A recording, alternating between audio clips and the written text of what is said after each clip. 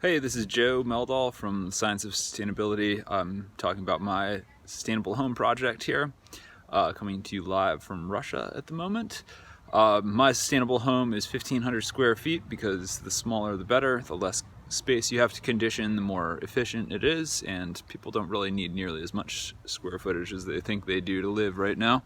1,500 square feet, in fact, would have been a generous sized house in any era but our own, even for a family of 5.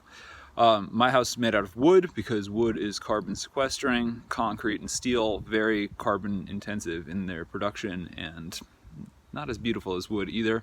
My house is really heavily insulated because if you're going to put energy inputs in, you might as well keep that energy in. It's also in New England, in an unincorporated township in Maine, because to get sort of maximum sustainability, you want to be able to use all the best ideas, and a lot of those are not allowed within standard universal building code. So if you can get out of a planning envelope, then you'll have a much better chance of making a truly sustainable house. Without knowing the site, it's hard to say what the ideal sort of energy source would be. My feeling is that you always want to work with what you've got and work with Mother Nature as much as possible. So for the purposes of my proposal, I've said photovoltaic is what we'll use, both for the electricity and also for a hydronic radiant heating system, which would use hydro panels on the roof. Very low technology, but really effective. You have the sun heat hot water, pump it down through, whatever your battery system is, whether that be the floor or radiators. It doesn't really matter, but it's an extremely efficient and easy way to take heat from the sun and put it into your house. It's also, being in New England, you have very little cooling need. Air conditioning is extraordinarily energy intensive and inefficient, so my feeling is that living in a cooler climate gives you a much better chance of sustainability. But of course that means that your gardening has to happen with a bit more input. You may need to do some high tunnel growing, greenhouse, hothouse, high tunnel, whatever really you want to do.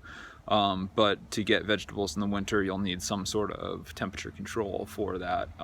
So high tunnel is easy to build, really cheap, and my house is designed as sort of a courtyard design, so you're keeping pests, predators largely out of the central courtyard where you're doing your gardening. There's so many good ideas about sustainability. In general, I've chosen a couple of them. Sort of composting toilets are an element of mine because that reduces your water use greatly. Harvesting the rainwater from the roof planes is another big element, and storing it in a cistern for reuse.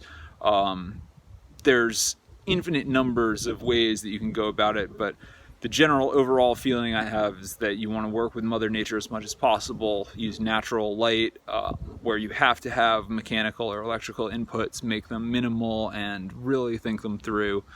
And the other thing that I think is my sort of extra, for the sustainability is connectivity. You want to still be connected to the economy at large. You want to be connected with your friends. You want to be in range of a town or a city where you can be employed and have sort of social connections and cultural connections. Because without that, what's it all worth? You can be as sustainable as you want, but if you're not happy and having a life that means something to you and you enjoy, then it's not really that sustainable in the end. So anyway, looking forward to seeing all of your projects, and learned a lot of cool ideas in this class, and I hope you'll enjoy my PowerPoint presentation. I'll leave you here with a little view of Russia.